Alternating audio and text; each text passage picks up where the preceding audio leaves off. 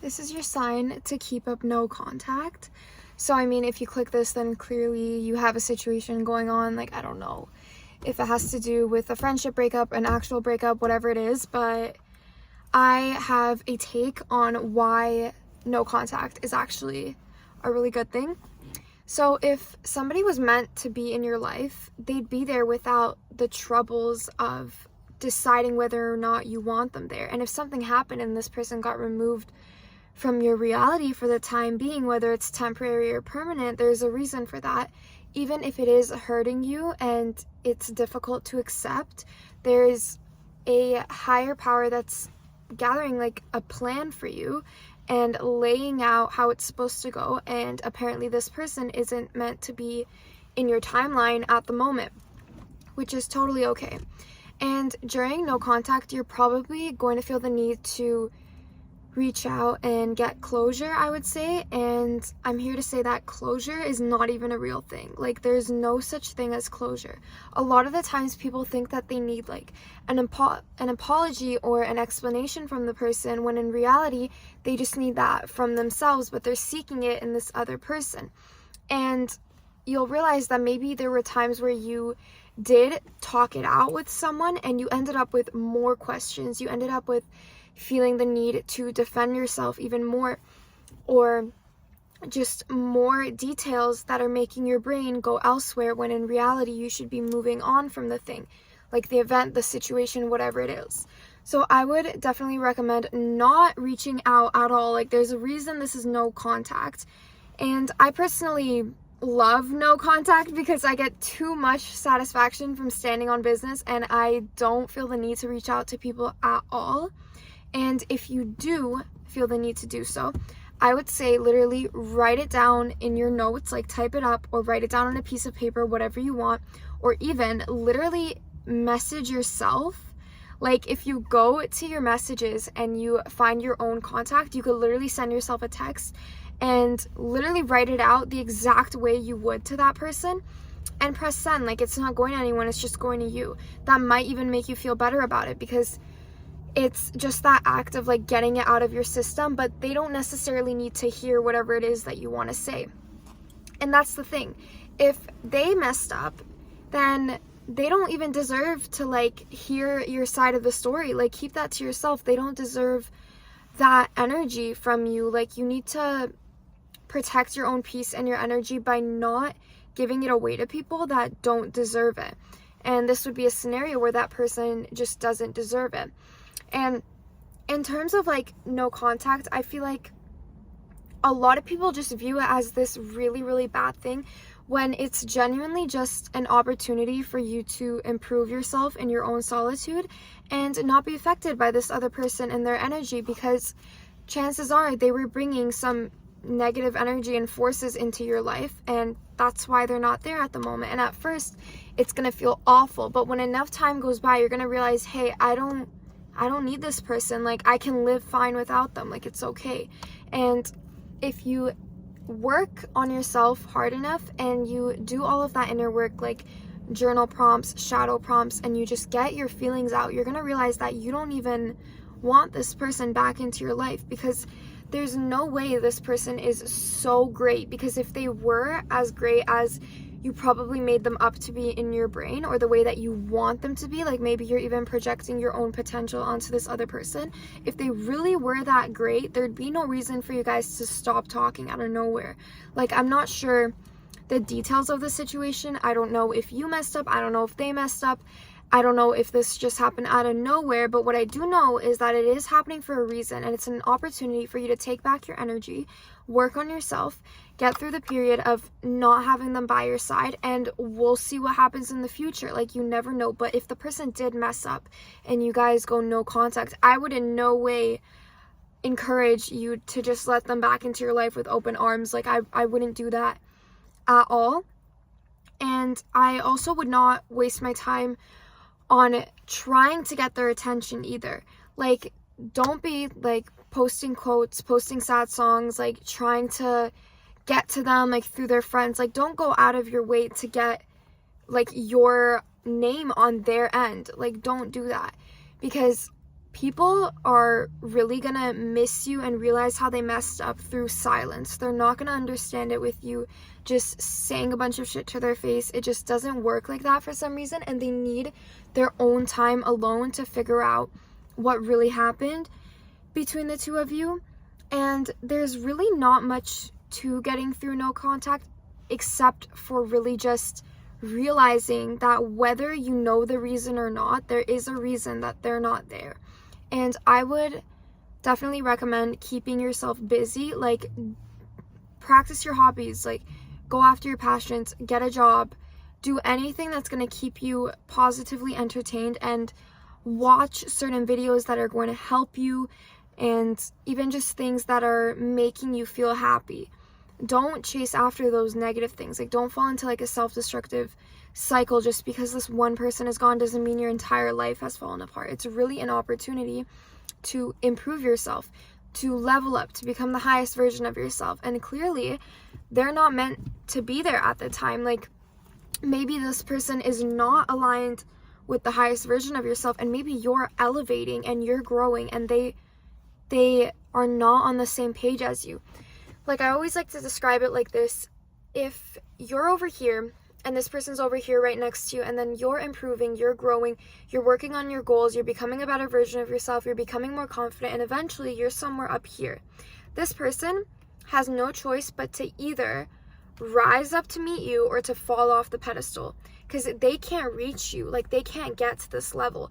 And when someone's not in energetic alignment with you, the universe just takes them out of your life, sometimes in the stupidest ways ever. Like, you might have a falling out with a person and you don't even know what happened, but sometime in the future you're gonna realize that there was a reason that happened. Whether like they ended up to be a certain way, maybe they would be a bad influence on you, maybe they were just going in completely separate directions as you, but you're gonna realize that all of this is happening for a reason, and that person may not be aligned with the highest version of yourself. And that's a lot of the times that's really what happens. Like, you fall out of energetic alignment with certain people and you can't really do much about it. But if it's no contact in a way that like they messed up and you're just trying not to reach out and you're trying to get over them, I know how difficult that is, and it takes a very, very long time. And for the longest time, you're going to be chasing after this closure, but eventually you're going to get yourself to a point where you don't even want to hear them out. You don't want to know what they have to say about the situation. You don't care if they apologize. You don't care if they're still thinking about you. You don't even care if they're over you or not. You've just moved on with your life and done better things with your time and your energy, that they're just not relevant to you anymore. And they do always come back, and they're gonna spin back when you radiate that energy of like, yeah, I don't need you anymore. And that part really sucks. And if the person does come back at a time where you are really like working on yourself and you feel like you've got into a really good place, that tends to like throw people off. Like, I've been there myself, like where I would think that I would be over a certain person, and then they would come back into my life and remind me once more of like all the things that we went through together, and it would throw me off. But you have to really have self-discipline and keep yourself on track and just not be affected by whatever this person is doing or thinking. Like, it's so hard, but my advice is genuinely so simple and even basic. It's literally just focus on yourself. Like, do productive things with your time. In the meanwhile, literally write out whatever you're feeling towards the person. Send yourself a message like of what you would want to say to them, and even like talk to your friends if that helps you get over them. And just don't go chasing after reminders of them. Try not to check up on their socials. Don't reread old texts. Like, don't look at like old photos. Don't do any of that. Like, the key is to not have them be existent in your reality. And by that, I mean, do not pay attention to physical manifestations of their presence. Like, do not look through all that stuff. Like, really, that's probably the worst thing you could do to yourself at like a time like that, because how are you supposed to get over somebody if you're constantly reminding yourself of their presence? Like, nobody would get over anyone like that. And it's so hard when you go to like the same school, the same university, or like you work with the person that you're in no contact with. Like, if you're actually in an environment where you see them 24/7, or like God forbid they're in your friend group or something, like, it's so hard to get over the person because you're just constantly seeing them. You're always reminded of them. Like, you're not going to get over them like that. But I mean, no contact is also kind of like thrown around as like a temporary term, but you have to come to terms with the fact that this may be permanent. Like, you might never speak to this person ever again. And if you respect yourself enough and you gather enough self-discipline to be able to say no to that person when they do come running back to you, that's literally when you've won. Even if you're not over them, you still have feelings for them, you still care about what they're doing, what they're thinking, that's all right. But if they come back and you let them, that's where you screwed up. But if they come back and you're like, nope, I'm not dealing with this anymore, like, you go on with your life, I'm gonna go on with mine, that's when you're actually doing the right thing for yourself, if the person did actually mess up. And that's the reason that you guys are in no contact. So you definitely do have to accept that maybe this is not a temporary thing. Like, it's not like a couple months and then they come back and you guys are gonna be like together again and like in each other's lives. Like, no. And I'm a firm believer that when somebody gets full on like removed from your life, especially if they're the ones that fucked up, they shouldn't ever be let back in. And if they are let back in, I can guarantee you that there's going to be something that happens in the future that makes you guys get into another conflict, and then you're going to be separated again. And it's like this ongoing cycle of, if you keep letting this person back in, the universe is going to be like, wow, this person just won't learn their lesson. We need to send it to them like 10 times fold and over again until they do. So no contact to me means like, we're done. Never again. I don't care if it takes me forever to get over it. You're not allowed access to me anymore. And I think that's what your mindset should be if they are the ones that messed up and disrespected you. It's a little different if you think you're the one that fucked up. And I don't mean like you're starting to think it's like your loss, but like in reality, like they're kind of a shitty person. No, I mean like if you genuinely did something to like fuck up the relationship or whatever, which I kind of doubt that's the case, because people that are the ones that like really fucked up and refuse to take accountability for their actions don't really click on videos like this. But if that is the case, then you're genuinely just gonna have to come to terms with the fact that you made a mistake, and now you have to learn from it and you have to move on, because there's a chance that this person isn't going to forgive you and give you a second chance. And that's all right, because people are obligated to give you a second chance, and they're not just supposed to always be there for you whenever you feel like coming back. Like, that's not the case either. But if I could just say anything, it would be that you're not speaking to this person for a reason, and do not forget that reason. I would literally recommend writing a list of things, or like typing it up in your notes, again, whatever you want, of why you're not speaking to the person. Like, remind yourself, oh, they did this, this happened, this was the conflict, they said this, they did this to me, they went behind my back and did this, or we're not going towards like the same goals, like we're completely different people now, our values don't align. Whatever it is, write it down, and every time you feel the need to break this no contact, go back to that list and be like, okay, XYZ, like this is why we're not speaking. And don't go and like write a list of pros and how much you like miss about this person. Do not do that. Like, literally just write down why they're no longer in your life. And again, if there is no closure, just write all of your feelings out and remind yourself that you didn't do anything wrong. Like, I wasn't the one that fucked things up. Remind yourself of that. And also keep in mind that during no conflict, some people that, how do I explain this? Some people that don't have the emotional maturity or the just emotional intelligence to take accountability for their actions, and they don't want to come to terms with how they fucked up, genuinely paint this like entire narrative of how you're the bad guy to make themselves feel better about the situation.